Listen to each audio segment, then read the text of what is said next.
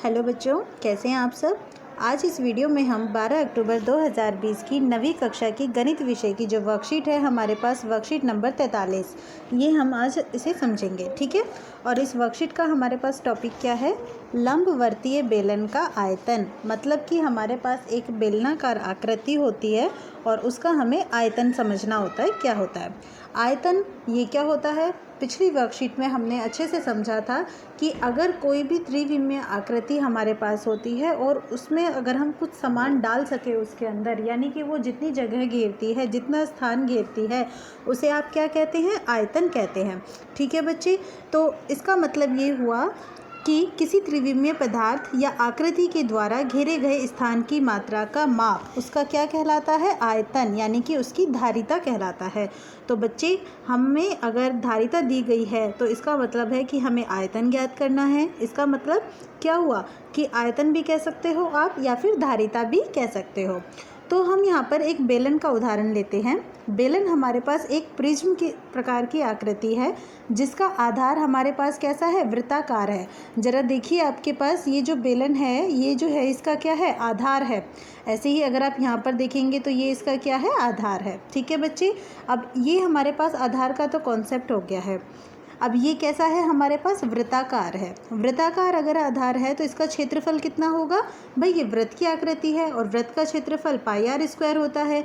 तो आधार का क्षेत्रफल कितना हो जाएगा, जो वृत्त का क्षेत्रफल होता है, अर्थात पाई आर स्क्वायर। और ये क्या है, इसकी ऊंचाई है और ऊंचाई कितनी है, h है। इसका मतलब अगर हम क्षेत्रफल को h से गुना कर दे, इसकी ऊंचाई से गुना कर दे, तो हमें क्या मिल जाएगा, बेलन का क्षेत्रफल। और बेलन का क्षेत्रफल कितना होता है, पाई आर स्क्वायर h। और ये चूँकि क्या होता है, आयतन में हम क्या करते हैं, तीन भुजाओं को गुना करते हैं। ठीक है, तीन भुजाओं को, जैसे कि लंबाई हुई, चौड़ाई हुई और ऊंचाई हुई, तो इसलिए इसका मात्रक क्या होता है, घन मात्रक होता है। यानी कि अगर आप एक को अगर मीटर में नापते हैं तो आप तीन को गुना करेंगे तो मीटर क्यूब हो जाएगा। तो इसे आप बोलेंगे घन मात्रक या फिर मीटर क्यूब या फिर सेंटीमीटर क्यूब, जो भी आपको दिया हुआ होगा। तो बेसिकली आपको यहाँ पर ध्यान क्या रखना है कि जो भी आपके पास बेलन का आयतन होता है उसका सूत्र कितना होता है, पाई आर स्क्वायर h। तो बच्चों, मैं समझ सकती हूँ कि आपको ये सूत्र जो है वो अच्छे से समझ में आ गया होगा। अब इसके बाद यहाँ पर हमारे पास कुछ उदाहरण दिए हुए हैं, हम उन उदाहरणों को एक एक करके हल करते हैं। तो सबसे पहले हम उदाहरण 1 की बात करते हैं। उदाहरण 1, इसमें हमारे पास कॉन्सेप्ट किया है कि एक अस्पताल के रोगी को प्रतिदिन 7 सेंटीमीटर व्यास वाले एक बेलनाकार कटोरे में सूप दिया जाता है।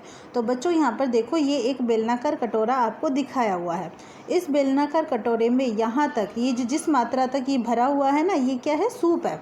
अब ये सूप यहाँ पर इस रोगी को दिया जाता है और ये जो सूप दे रहे हैं हम किस प्रकार के बर्तन में, बेलनाकार कटोरे में। अब बेलनाकार कटोरा तो है लेकिन इसका व्यास कितना है, 7 सेंटीमीटर। व्यास 7 सेंटीमीटर है, इसका मतलब यहाँ से लेकर यहाँ तक की ये जो दूरी है ये कितनी है, 7 सेंटीमीटर है। अब बच्चा, ये व्यास हो गया है तो आप त्रिज्या कैसे ज्ञात करेंगे, व्यास में 2 का भाग देके, यानी कि 7/2 आपकी त्रिज्या मिल जाएगी। अब यदि यह कटोरा सूप से 4 सेंटीमीटर ऊंचाई तक भरा जाता है, 4 सेंटीमीटर ऊंचाई, यानी कि ये जो बेलन का आपके पास आधार है ना, इस आधार से यहाँ तक की ऊंचाई कितनी है, 4 सेंटीमीटर। तो h का मान कितना हो गया हमारे पास, 4 सेंटीमीटर। तो इस अस्पताल में 250 रोगी हैं और उनके लिए प्रतिदिन कितना सूप तैयार किया जाएगा। अब बच्चे, ये तो बात हो रही है सिर्फ एक रोगी की, यानी कि एक रोगी को आपने एक कटोरा सूप दे दिया, आपका काम चल गया। लेकिन हमारे पास तो 250 रोगी हैं, तो हम क्या करेंगे, उस एक कटोरे का आयतन ज्ञात करेंगे और फिर उसको 250 से गुना कर देंगे। इससे हमें पता चल जाएगा कि हमें टोटल कितना सूप लेना है। तो सबसे पहले एक का आयतन ज्ञात करते हैं। अब चूंकि ये बेलनाकार बर्तन है तो आपके पास इसका आयतन का सूत्र क्या होगा, पाई आर स्क्वायर h। ये देखिए, पाई आर स्क्वायर h। इसमें मान रख दीजिए, पाई का मान होता है हमारे पास 22/7, आर क्या होता है, 7/2। ये हमने अभी अभी ज्ञात किया। और ये चूँकि 2 बार है तो हम इसे 2 बार गुना कर देंगे। फिर आता है h, और h यानी कि ऊंचाई, और ऊंचाई कितनी है, 4 है।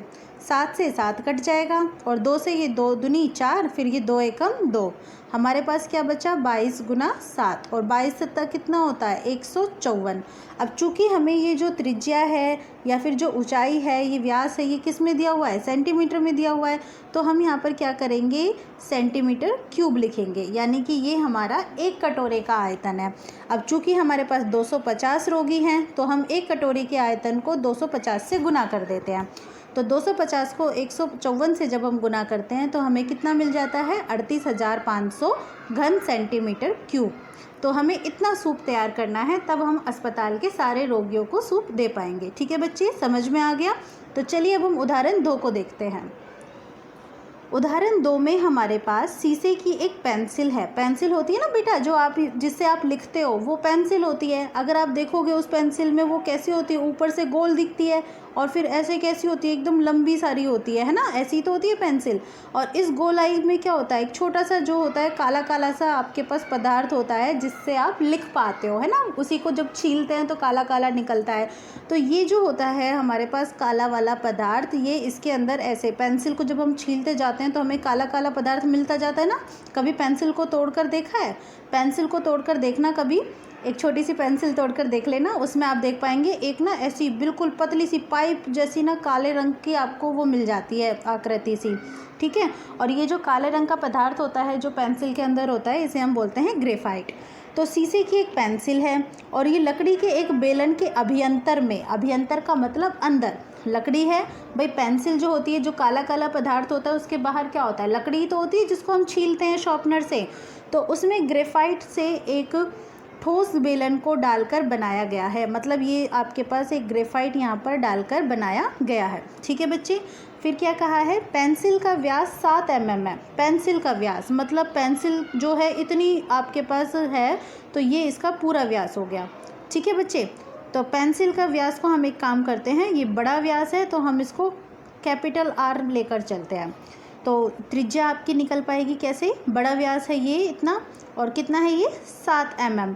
तो 7 में आप 2 का भाग दे दो तो कितना मिला 3.5 mm आपको बाहर की त्रिज्या मिल गई है पूरे पेंसिल की। ठीक है बेटा, और इसमें ग्रेफाइट डाली हुई है, और जो ग्रेफाइट है, ठीक है, ग्रेफाइट का व्यास आपको कितना बताया है 1 mm, यानी कि ये जो सिर्फ गोलाकार हिस्सा है अंदर वाला, इसका व्यास 1 mm है।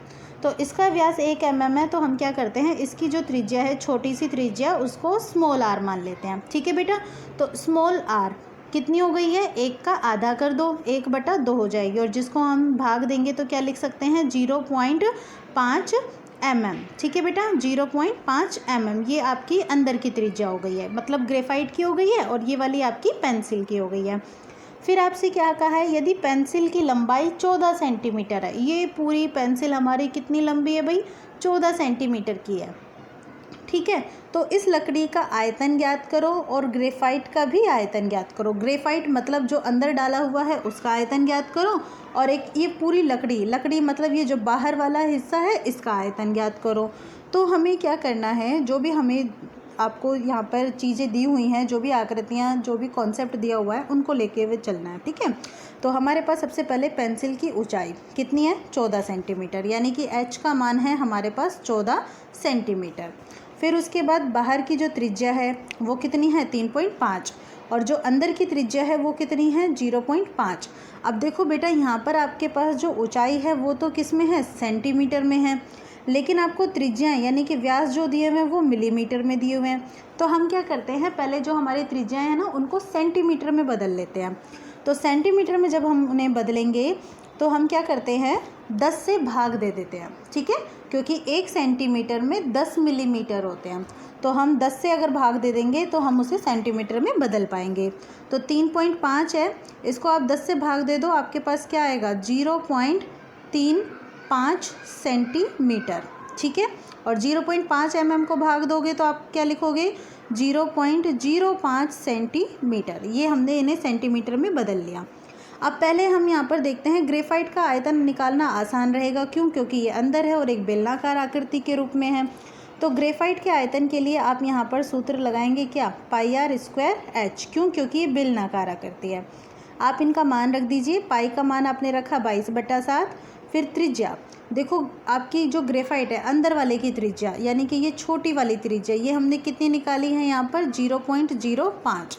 तो हमने यहाँ पर 22/7 को गुना किया है 0.05 से 2 बार। फिर उसके बाद ऊंचाई, ऊंचाई कितनी है हमारे पास 14। अब हम इन सबको आपस में गुना कर देते हैं। तो चलिए मैं आपको यहाँ पर गुना करना बता देती हूँ। 22/7 को 0.05, फिर दोबारा से 0.05 और ये 14। तो 7 एकम 7, 7 दूनी 14, ये हमारे पास आया। फिर आप देखो ये आपके पास 22 है, आप यहाँ पर से ये पॉइंट हटाओगे तो नीचे 2 जीरो आ जाएंगी बेटा। ऐसे यहाँ से 2 हटाओगे तो यहाँ पर भी 2 जीरो आ जाएंगी। अब आप देखो कुछ कट रहा है, बिल्कुल कट रहा है। कैसे भाई? देखो सबसे पहले तो हम गुना कर लेते हैं क्या क्या है हमारे पास।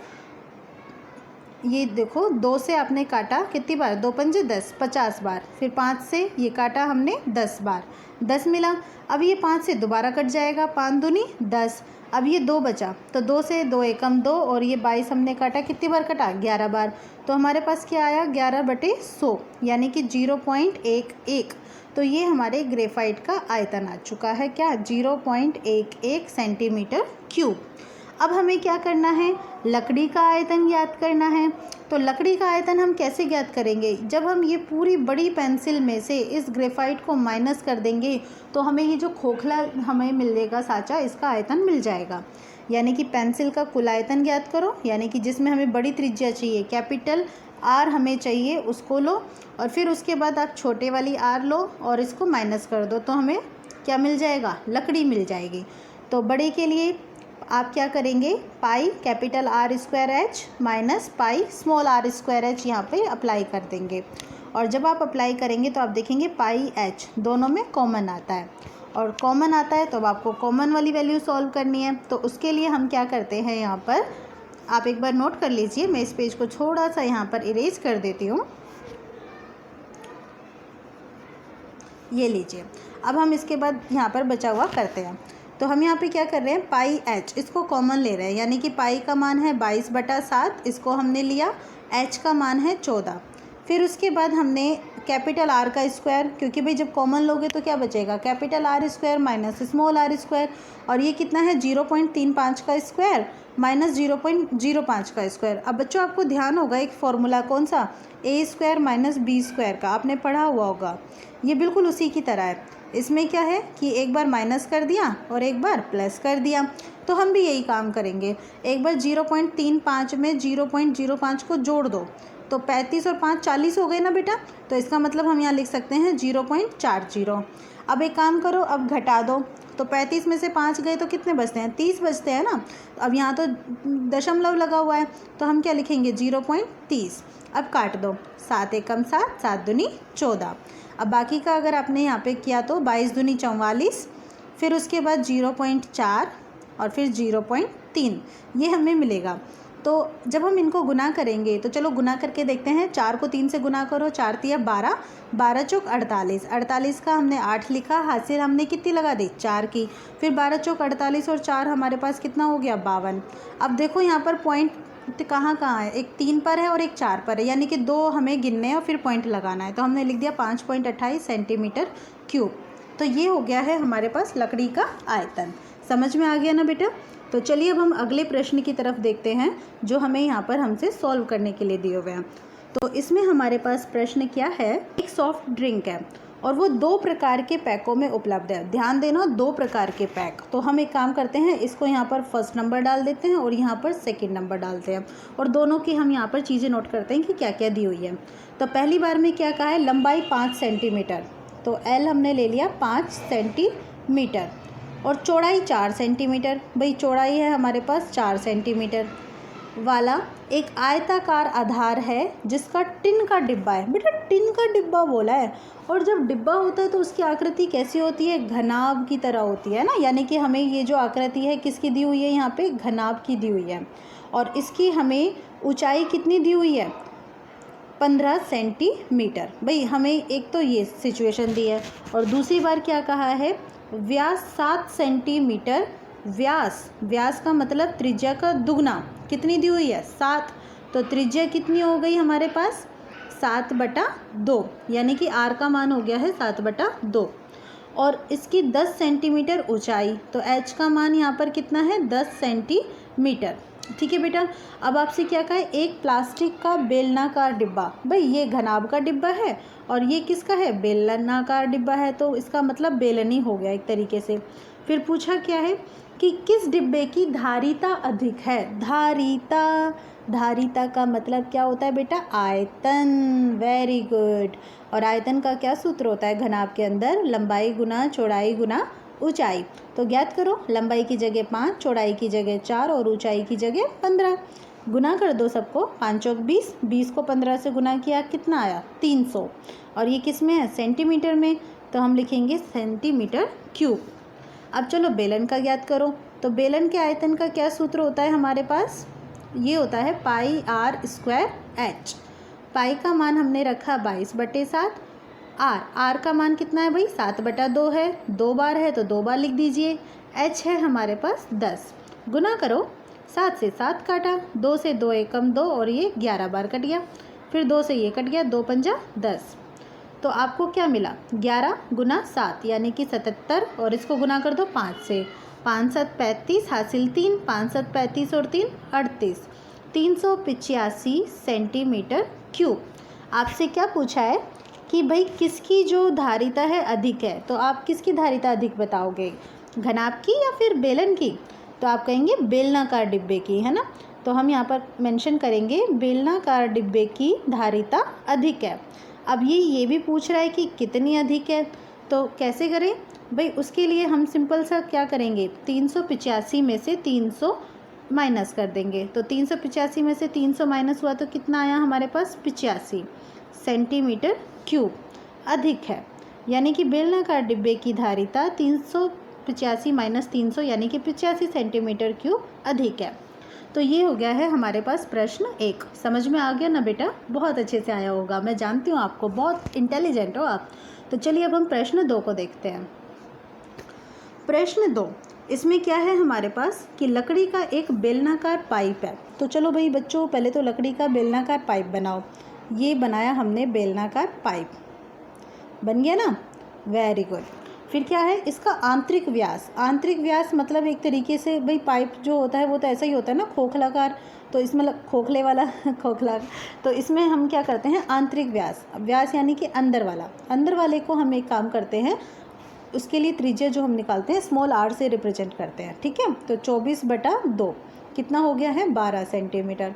और बाहरी व्यास, बाहरी व्यास यानी कि अब आपको बाहर का चाहिए, बाहर का ये वाला, तो हम एक काम करते हैं इसकी त्रिज्या को कैपिटल आर से प्रदर्शित कर देते हैं।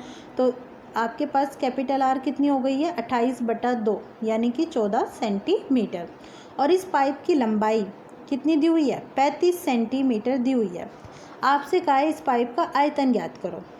तो पाइप का आयतन हमें चाहिए भाई, ये तो बिल्कुल एक तरीके से वो वाली बात हो गई ना जो भी अभी हमने पेंसिल में देखी थी कि लकड़ी का आयतन ज्ञात करो, यानी कि जो बड़े वाला आपके पास हिस्सा है उसमें से आप छोटे वाले हिस्से के आयतन को माइनस कर दो। तो कॉमन लीजिए, क्या कॉमन आया पाई और एच, अंदर क्या बचा कैपिटल आर स्क्वायर, यहाँ पे माइनस स्मॉल आर स्क्वायर। मान रख दीजिए, पाई का मान है 22/7, ऊंचाई, ऊंचाई कितनी है जी 35। फिर उसके बाद आर कितना है, अभी अभी आपने देखा कैपिटल आर है जी हमारे पास 14, इसका स्क्वायर कीजिए, फिर माइनस स्मॉल आर, और ये कितना है हमारे पास 12, इसका स्क्वायर कीजिए। अब हम इसको सॉल्व करते हैं, तो 22/7 गुना 35।